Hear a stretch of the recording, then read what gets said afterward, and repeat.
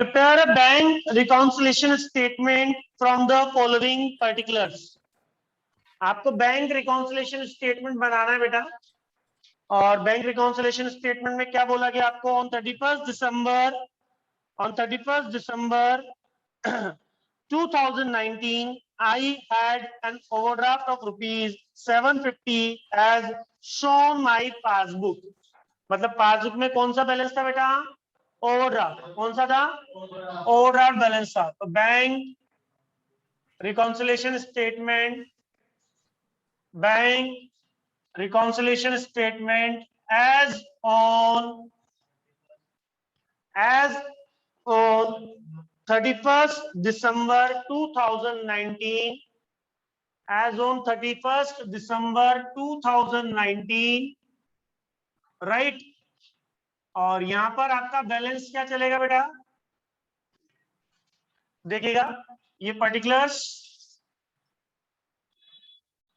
ये plus items और ये माइनस आइटम्स, और यहां पर आपको दे रखा ओवरड्राफ्ट। ओवरड्राफ्ट का मतलब क्या हो गया? ओवरड्राफ्ट का मतलब क्या हो गया? Debit balance as per passbook. Debit balance as per passbook, passbook के अकॉर्डिंग डीआर बैलेंस, राइट। और पासबुक के अकॉर्डिंग डीआर बैलेंस, तो पासबुक के अकॉर्डिंग डीआर बैलेंस आपको कितना दे रखा है बेटा? 750। तो मैं इसको नेगेटिव आइटम में लिखूंगा, 750 में इसको नेगेटिव आइटम में लिखूंगा। और मेरे रूल्स क्या चलेंगे? मेरे रूल्स क्या चलेंगे? Cash book increase then plus item and cash book decrease then minus item, and passbook increase then minus item and decrease then plus item. आपके रूल चेंज हो जाएंगे यहाँ पे, राइट, क्योंकि आपका बेस चेंज हो चुका है। जो इंफॉर्मेशन अब आपको दे रखी है ऊपर, वो किसका बैलेंस दे रखा है? पासबुक का बैलेंस दे रखा है। चलो, अब फुल स्टॉप के बाद यहाँ पर आपको अगला पॉइंट दे रखा है, I had issued cheque amounting to ₹250, of which 200 worth only seem to have been presented for payment. आपने चेक इशू किया है और इसमें से केवल 200 रुपए का चेक ही पेमेंट के लिए प्रेजेंट किया गया है। तो कितने का प्रेजेंट नहीं हुआ है? 50 रुपीज का। तो हम क्या लिखेंगे यहाँ पे? Check issued but not presented for payment into bank, for payment into, check issued but not presented for payment into bank. और आपकी कैश बुक क्या हो रही है बेटा? डिक्रीज हो रही है। तो कैश बुक डिक्रीज हो रही है तो आप इसको माइनस आइटम में लिख देंगे, और माइनस आइटम में कितना रुपए लिखेंगे? 50 रुपीज। देखिए, ये प्रैक्टिस आप छोड़ दीजिए कि 250 में से क्या करना है हमको, 200 माइनस करना, हमेशा ऐसा ही डिफरेंस निकाल के। आपको ऐसा नहीं करना, आपको तो ये देखना है कितना परसेंटेज नहीं हुआ है, कितना डिपॉजिटेड नहीं हुआ है टिल डेट, ये फाइंड आउट करना है। कभी कभार डायरेक्टली भी दे देता है, कभी कभार आपको कैलकुलेट करना पड़ता है, तो ये चीज आप ध्यान दीजिएगा बेटा। चले, अब आगे क्या दे रखा आपको? आगे क्या दे रखा आपको? देखिए नेक्स्ट इंफॉर्मेशन, नेक्स्ट इंफॉर्मेशन क्या है? Cheque amounting to ₹100 had been paid in by me on 30th December, but of these only 75 were credited in the passbook. तो कितना क्रेडिट नहीं हुआ? कितना क्रेडिट नहीं हुआ? 25 रुपीज क्रेडिट नहीं हुआ है बेटा। तो उसी से डिफरेंस आया।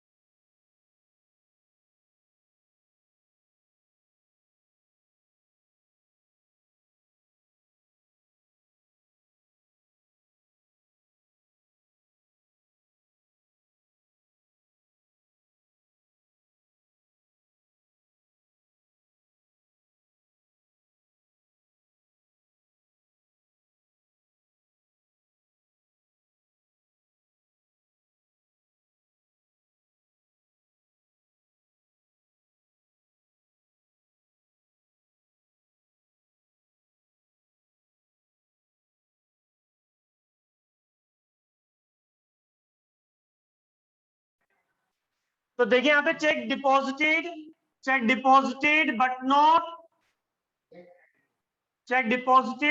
Not yet credited but not collected, right. और बेटा ये कितने का आएगा डिफरेंस, यहाँ पर डिफरेंस कितने का आएगा, 25 रुपीज का। कैश बुक बढ़ रही है तो प्लस आइटम में दिखा देंगे हम 25 रुपीज, आया ना। फिर आगे देखिए आपको क्या बोला गया है, आगे देखिए next. I also find that a check of ₹10 which I had been debited to bank account in my books has been omitted to be banked। अब चेक था, मैंने कैश बुक में तो रिकॉर्ड कर दिया, बैंक अकाउंट तो debit कर दिया, लेकिन बैंक में ही जमा कराना भूल गया। अब अपने आप थोड़ी ना कलेक्ट होगा, तो हम क्या लिखेंगे, check deposited but omitted to be banked, मतलब आप बैंक में जमा कराना भूल गए हैं। यही बात समझ में, बैंक में जमा कराना भूल गए हैं। तो बेटा इससे कैश बुक क्या हो गई आपकी, इंक्रीज, और कैश बुक इंक्रीज होगी तो प्लस आइटम में लिख देंगे, कितना लिखेंगे, 10 रुपीज, हाँ या ना।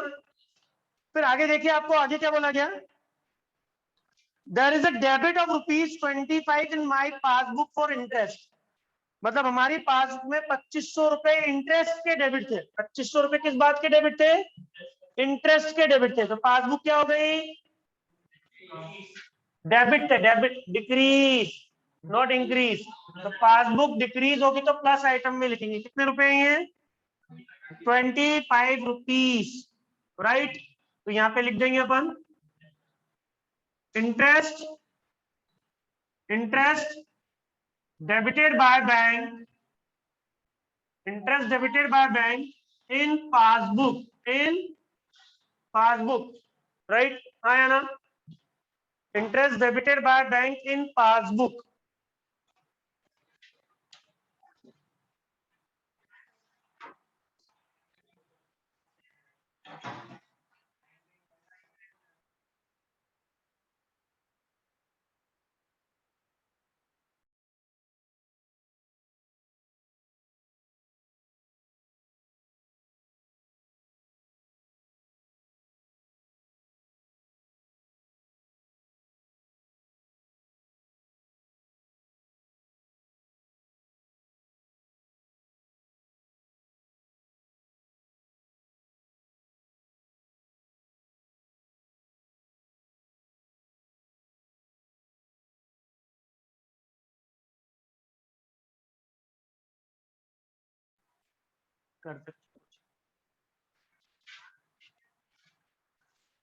चलिए नेक्स्ट देखिएगा, कैशबुक वगैरह पढ़ रखा है,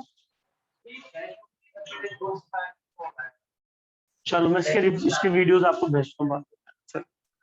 आइए देखिए, an entry of ₹30 of a payment by a customer direct into bank appears in passbook, मतलब एक कस्टमर ने बैंक में डिपॉजिट कर दिए थे 30 रुपीज और ये एंट्री पासबुक में नजर आ रही है, राइट, आया ना।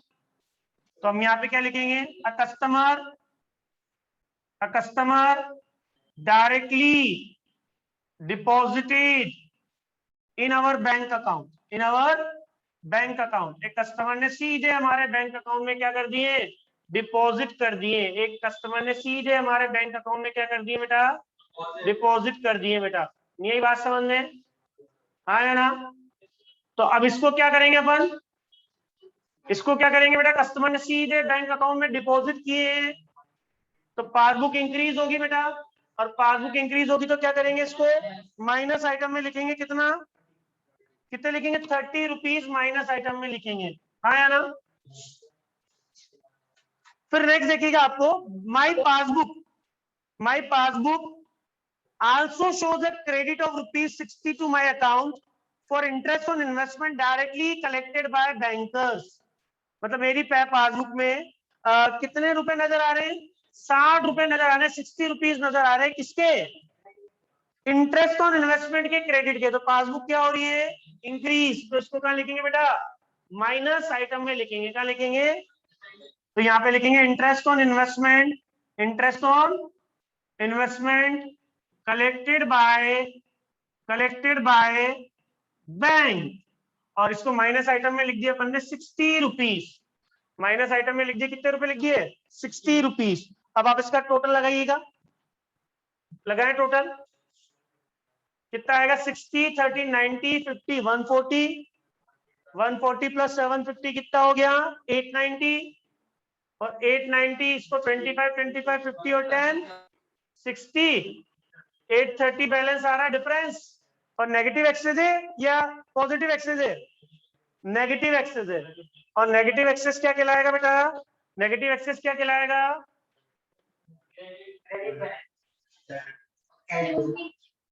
नेगेटिव बैलेंस क्या कहलाएगा बेटा? Credit balance as per cash book कहलाएगा बेटा ये। राइट, आया ना? वापस देख लीजिएगा इसको, वापस देखिएगा बेटा इधर, प्लीज ध्यान दे। A customer directly deposited in our bank account, एक कस्टमर ने सीधे बैंक अकाउंट में क्या कर दिए? जमा करा दिए। तो पासबुक क्या हो गई? इंक्रीज हो गई है, तो माइनस आइटम में लिखेंगे इसको अपन 30 रुपीज को। फिर आगे चले, interest on investment collected by bank, bank ने इंटरेस्ट ऑन इन्वेस्टमेंट कलेक्ट किया, बैंक ने इंटरेस्ट ऑन इन्वेस्टमेंट, तो पासबुक क्या हो रही है? इंक्रीज। तो कहां दिखाएंगे इसको अपन? माइनस आइटम में दिखाएंगे, और टोटल लगाकर बेटा वही हमें क्या निकालना है? डिफरेंस। क्या निकालना है? डिफरेंस निकालना है बेटा। कोई दिक्कत? आंसर आ चुका है आपका, एक बार चेक कर लो आप। किसी को कोई डाउट हो तो पूछ सकता है बेटा।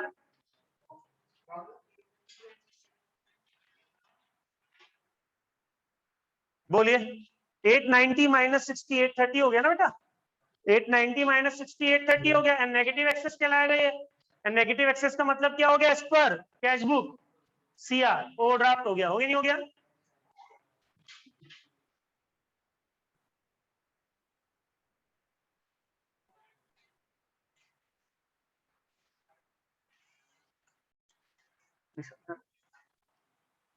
नहीं समझ में?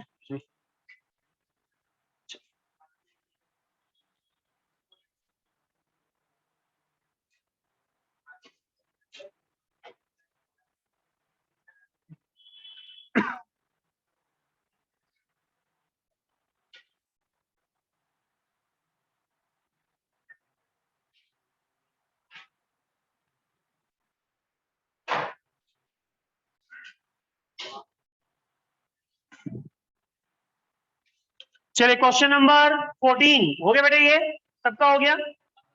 चलो 14 में डिस्कस कर रहा हूँ, होमवर्क में करना है आपको।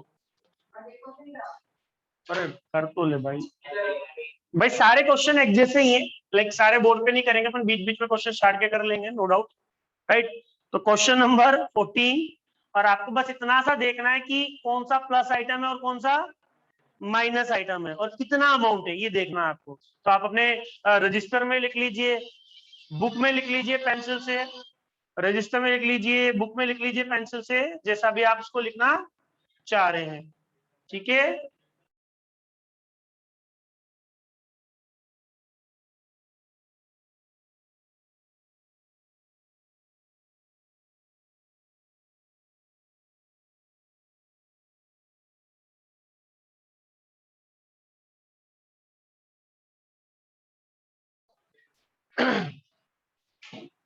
चलिए on 31st January 2017, on 31st January 2017, right, prepare a bank reconciliation statement from the following.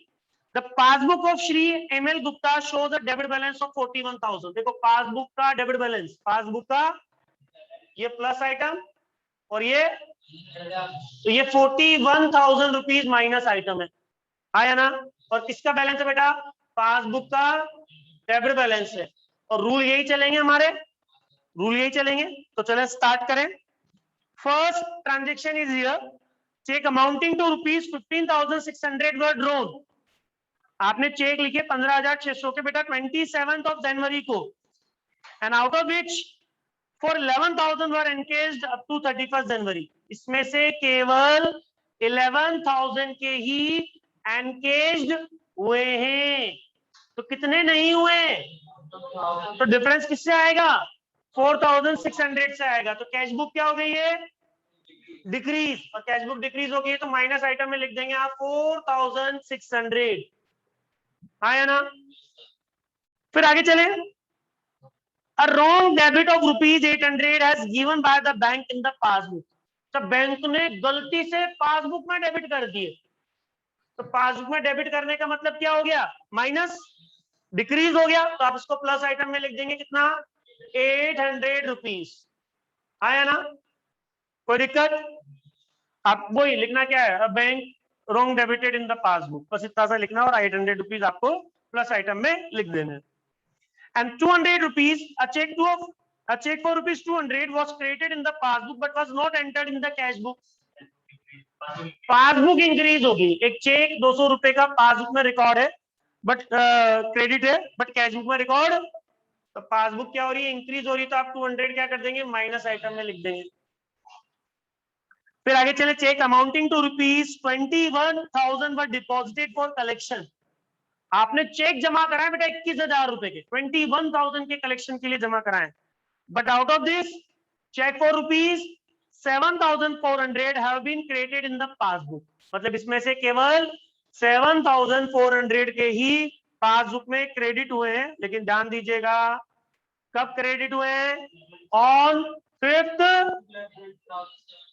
तो हमें 31 जनवरी को देखने, 31 जनवरी को कितने क्रेडिट हो गए, 31 जनवरी को कितने क्रेडिट नहीं हुए, डिफरेंस किससे आएगा बेटा, 7,400 से ही आएगा, क्योंकि ये फरवरी में जाकर क्रेडिट हो रहे हैं बेटा, बाकी तो 31 जनवरी को ही क्रेडिट हो गए हैं, ये मतलब लेंगे इसका बेटा, ठीक है ना। तो आपका डिफरेंस 7,400 से ही आएगा ये, एंड चेक डिपॉजिट से कैश बुक बढ़ जाएगी, तो प्लस आइटम में लिख देंगे 7400, ठीक है दक्ष, दिमाग पे जोर नहीं डालना होता, मैंने आपको पहले भी समझाया, ठीक है, जोर जहां डालना है वही डालेंगे अपन, कि लाइक कितने अमाउंट से आपका कौन सा बुक इंक्रीज हो रहा है, यहाँ प्लस माइनस करने के लिए आप रूल्स को साइड में लिख लें, ठीक है। चलो, a check for rupees 1,000 was returned dishonored by the bank and was debited in the passbook only.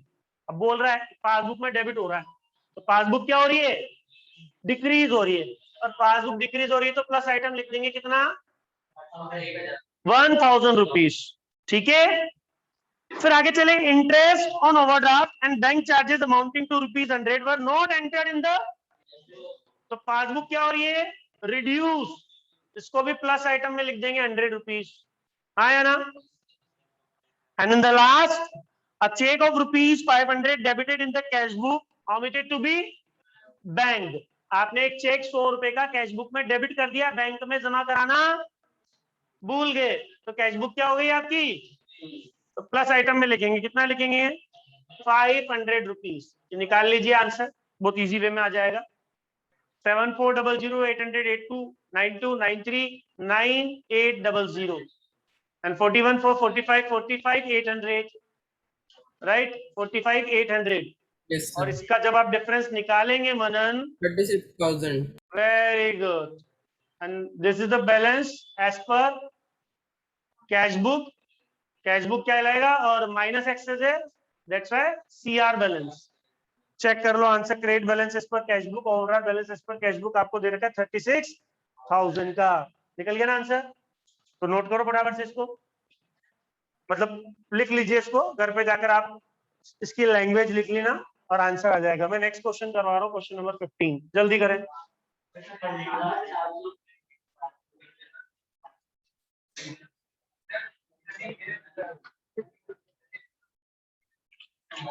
अरे रजिस्टर में लिख ले, क्यों परेशान कर रहा है उसको, रजिस्टर में लिख, प्लस माइनस कर,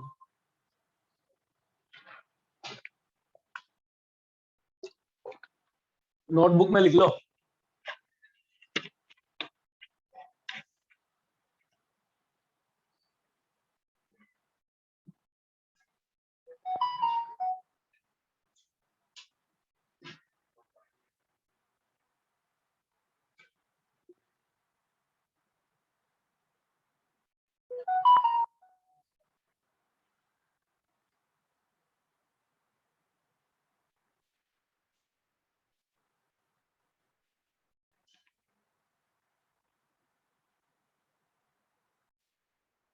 चलिए हो गया बेटा, पीछे तनिष्क।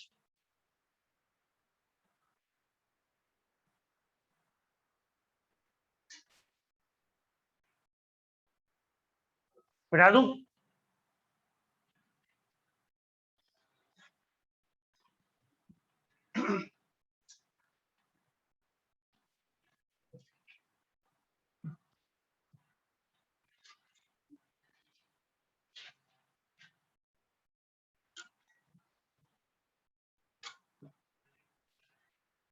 चलिए नेक्स्ट क्वेश्चन नंबर 15। मैं ऐसे ही आंसर निकाल के देता जा रहा हूं, ठीक है?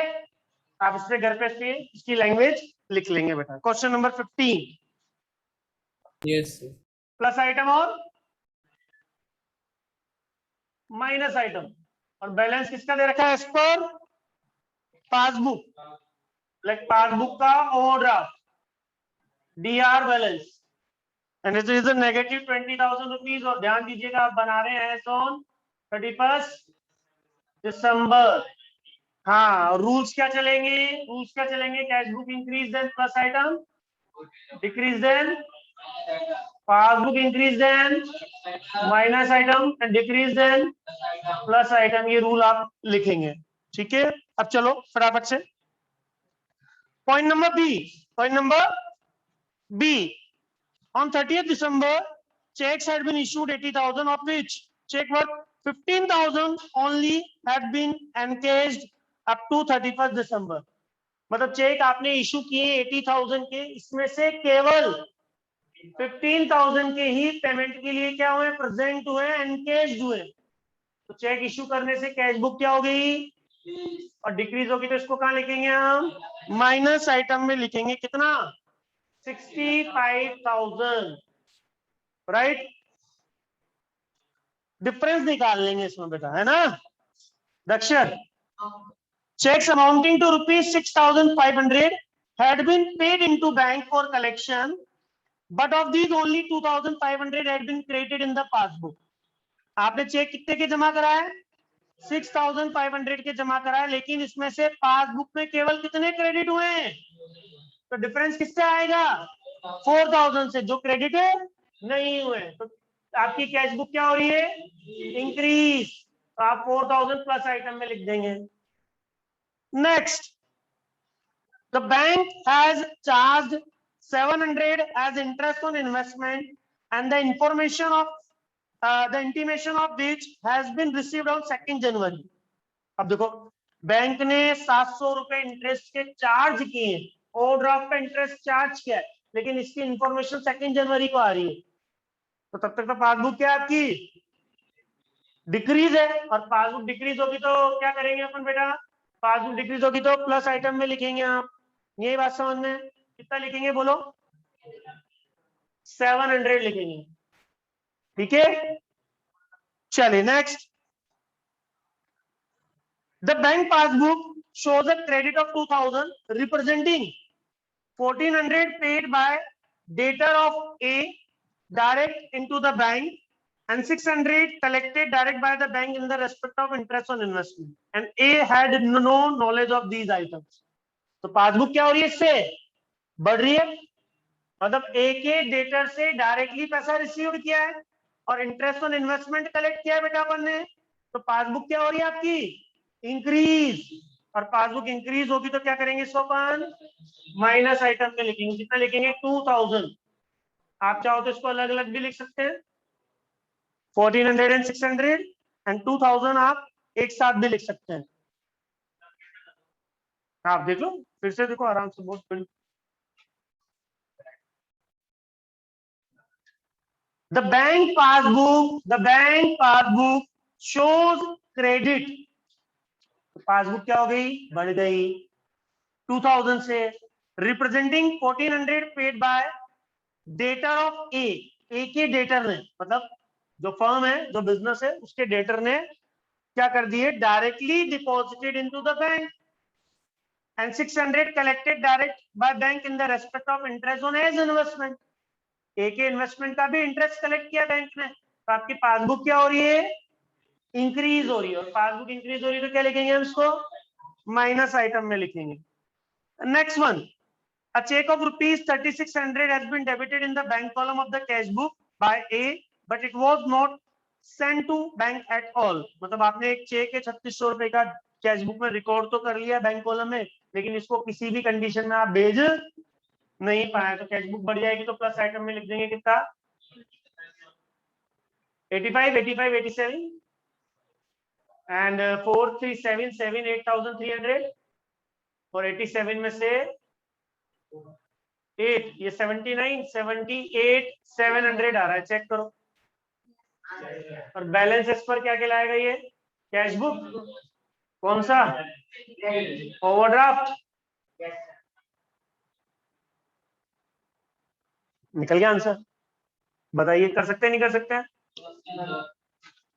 और देखो बेटा हमारे जो अगला टॉपिक स्टार्ट हो रहा है वो क्वेश्चन नंबर 22 से स्टार्ट हो रहा है, नया टॉपिक अमेंडेड कैश बुक का, राइट। इसके पहले सारे बैंक रिकॉन्सिलेशन स्टेटमेंट के क्वेश्चन है, और अभी मैं अगर करने बैठूं तो मुश्किल से 5-10 मिनट में सारे ही क्वेश्चन खत्म हो जाएंगे, राइट।